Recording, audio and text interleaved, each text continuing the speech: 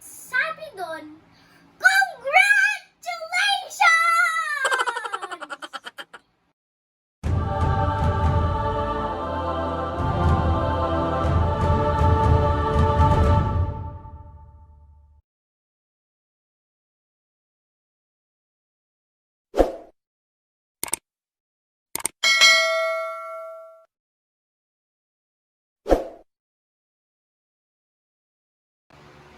Hi mga kahusay!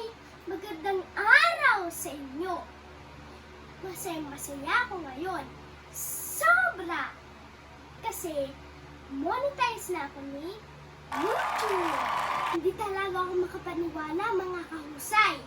Kasi kailan lang nung nagsimula ako mag-vlog, nung nagsimula ang quarantine, parang naglalaro lang ako. At hindi ko na-expect na marireach ko ang minimum requirements ni YouTube.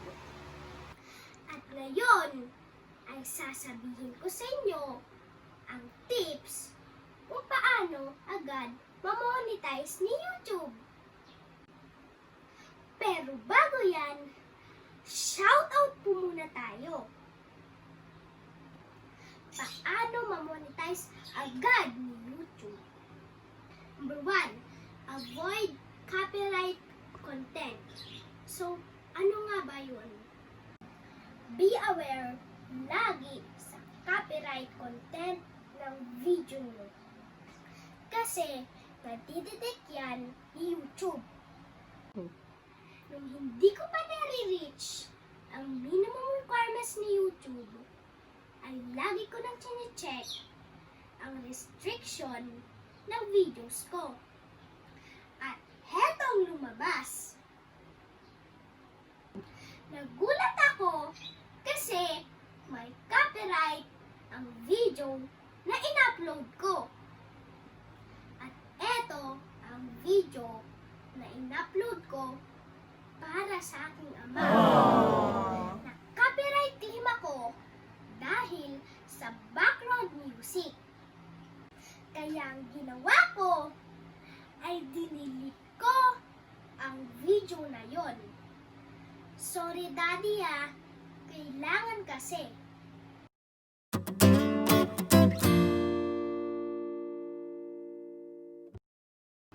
So next is upload quality content like cooking, informative videos, and entertainment.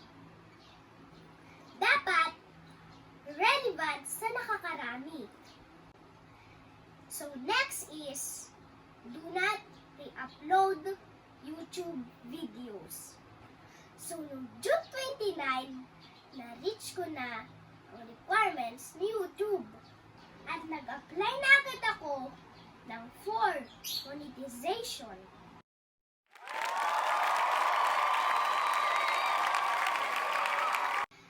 At noong July 1, naka-receive kami ng email at ang sabi doon, congratulations!